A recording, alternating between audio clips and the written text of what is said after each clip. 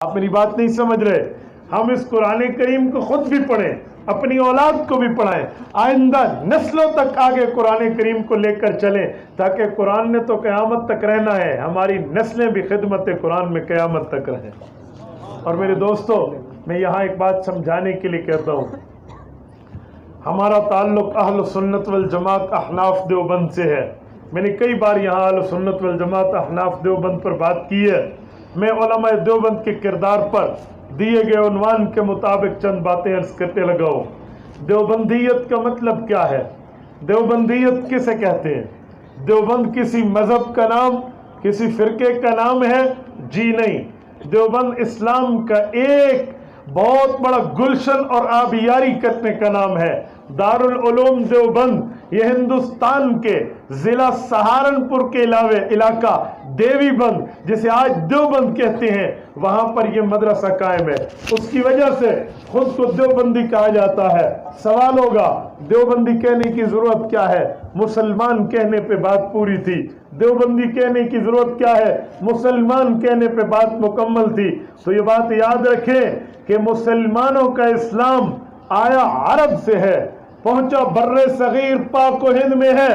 جب بر صغیر میں یہ دین پہنچا, اس دین میں کچھ لوگوں نے کہا پرانا ہے, اضافہ کر دو. کسی نے کہا کمی کر دو. کسی نے اضافہ کیا, وہ بن گئے بدعات والے جن نے دین کو بڑھا دیا. جس نے دین میں کمی کی, یہ بن گئے الہاد والے جنہوں نے دین کو کم کر دیا. علماء دیوبند جو اس علاقے کے باسی تھے, جنہوں نے اس مدرسے کی بنیاد رکھی تھی, وہ کہنے لگے دین کبھی پرانا نہیں ہوتا. دین اللہ کا اتارا ہوا, رسول اللہ کا دیا ہوا, صحابہ کرام کا پھیلایا ہوا, امام اعظم ابو حنیفہ رحمہ اللہ کا لکھوایا ہوا ہے. یہ پرانا نہیں ہے, یہ قیامت تک کے لیے آیا ہے. یہ پرانا نہیں ہے, یہ نظام حیات بن کے آیا ہے. یہ پرانا نہیں ہے, یہ آپ کے اور میرے لیے مکمل ضابطۂ حیات بن کے آیا ہے. اسی لیے ہم اس دین میں کمی بھی برداشت نہیں کریں گے, اس دین میں اضافہ بھی برداشت نہیں کریں گے, اور ہم جو کا تو اصلی اور خالص دین دنیا میں پھیلائیں گے.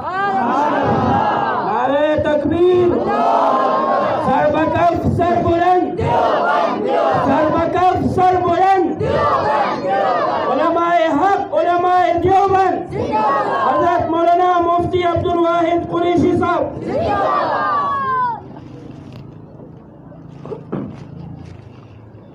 دیوبندیت خالص دین پھیلانے کا نام ہے. یہ کوئی مذہب نہیں ہے, یہ کوئی علاقہ نہیں ہے, یہ صرف علاقے کی بات نہیں ہے. اچھا, جب دارالعلوم دیوبند بنا اور ان کا یہ اعلان ہوا, اس کے بعد اگر کوئی آدمی اصلی دین سیکھنا چاہتا اور اصلی دین پھیلانا چاہتا, تو وہ اپنی نسبت دارالعلوم دیوبند کی طرف کہہ خود کو دیوبندی کہتا. شاید آپ نے اور میں نے آج تک وہ دارالعلوم اپنی آنکھوں سے جا کے نہیں دیکھا. میں ابھی تک خواہش کے باوجود دارالعلوم دیوبند نہیں جا سکا, ضرورت و احتیاط کے باوجود نہیں جا سکا. آپ بھی نہیں جا سکے, لیکن آپ اور ہم خود کو کمراٹی نہیں کہتے, عقیدے میں دیوبندی کہتے ہیں. وجہ کیا ہے؟ ہم نے تو دیوبند نہیں دیکھا بھائی. اس کی ایک ہی وجہ ہے کہ جو خالص دین اللہ نے رسول اللہ پر اتارا, رسول اللہ نے صحابہ کو دیا, صحابہ نے اپنے شاگرد امام ابو حنیفہ کو پڑھایا, اور امام ابو حنیفہ نے لکھ کے دنیا میں پھیلایا, وہی دین جب ہندوستان میں آیا, کس نے کمی کی, کسی نے اضافہ کیا. جنہوں نے اصلی دین بتایا وہ دیوبند والے ہیں. ہم دیوبندی اسی لیے ہیں, ہم اصلی دین والے ہیں.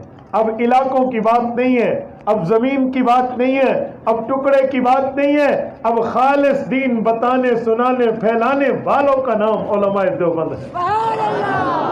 اچھا, میں ایک بات یہاں مزید سمجھانے کے لیے کہتا ہوں. دارالعلوم دیوبند نے کوئی ایک مسئلہ نہیں پکڑا ہوا لوگوں کی طرح. جیسے عام لوگوں نے ایک مسئلہ لیا ہوا ہوتا ہے, اس پہ عمل کریں تو وہ مسئلے والے مشہور ہوتے ہیں, اس کو چھوڑ دیں تو ان کا دین بھی گیا. دارالعلوم دیوبند کا یہ اعلان نہیں ہے. دارالعلوم دیوبند پورے دین کی بات کرتا ہے. کس کی بات کرتا ہے؟ بولیے بولیے, کس کی بات کرتا ہے؟ پورے دین کی. ہماری جماعت والے کہتے ہیں پورے دین پر چلنے میں کامیابی ہے. سنیں, یہ ادھورے دین میں بولتے نہیں ہیں, ادھر والے نہیں بولتے. آپ کو ہماری تبلیغ جماعت سے کوئی اختلاف ہے؟ تو پھر کتنے دین پر چلنے میں کامیابی ہے؟ پورے دین پر چلنے میں کامیابی ہے، ادھورے دین پر چلنے میں نہیں ہے۔ تو دارالعلوم دیوبند کا اعلان ہے کہ ہم بھی پورے دین کے داعی ہیں، ادھورے دین کے داعی نہیں ہیں۔ اور میں یہاں سمجھانے کے لیے کہتا ہوں، اللہ نے اس دارالعلوم کو وہ مرتبہ دیا ہے، وہ رتبہ دیا ہے کہ اس جیسے رتبے والے کئی آئے اور یہ رتبہ نہ پا سکے۔ ایک شاعر نے شعر میں کہا ہے نا کہ یہ رتبہ بلند ملا جس کو بھی مل گیا، یہ رتبہ بلند ملا جس کو بھی مل گیا، ہر مدعی کے واسطے دار و رسن کہاں، ہر مدعی کے واسطے نہیں ہے، اس کے لیے قربانی چاہیے۔ اور خدا کی قسم دارالعلوم دیوبند کی بنیادوں میں علماء دیوبند کا خون شامل ہے، مذاق نہیں ہے۔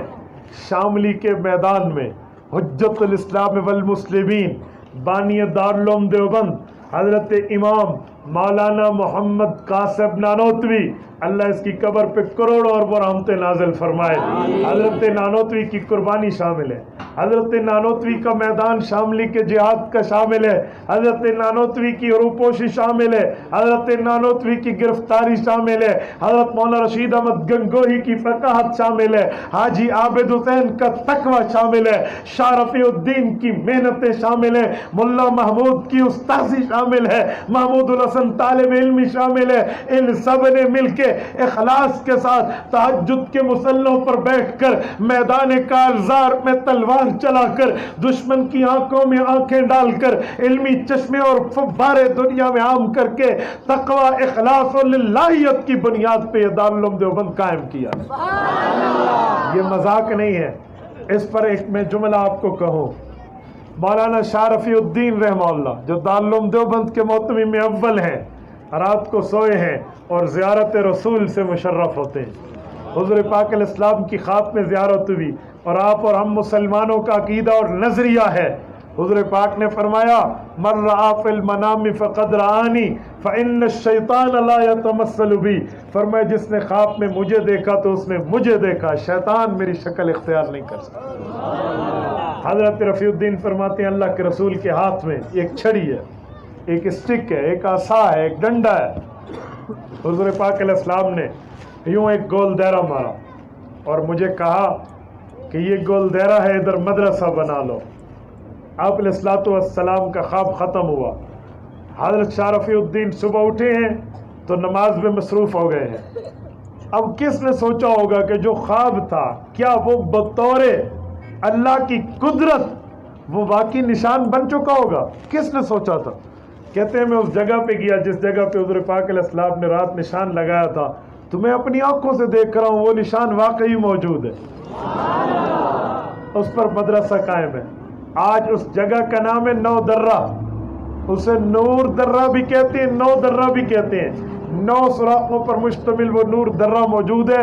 پورے دارالعلوم دیوبند میں ایک جگہ ہے، جس طالب علم کو سبق یاد نہ ہو وہ وہاں چلا جائے اور ادھر بیٹھ کر کتاب کھولے، جب کتاب بند کرتے اللہ ذہن میں وہ سبق اتار دیتے۔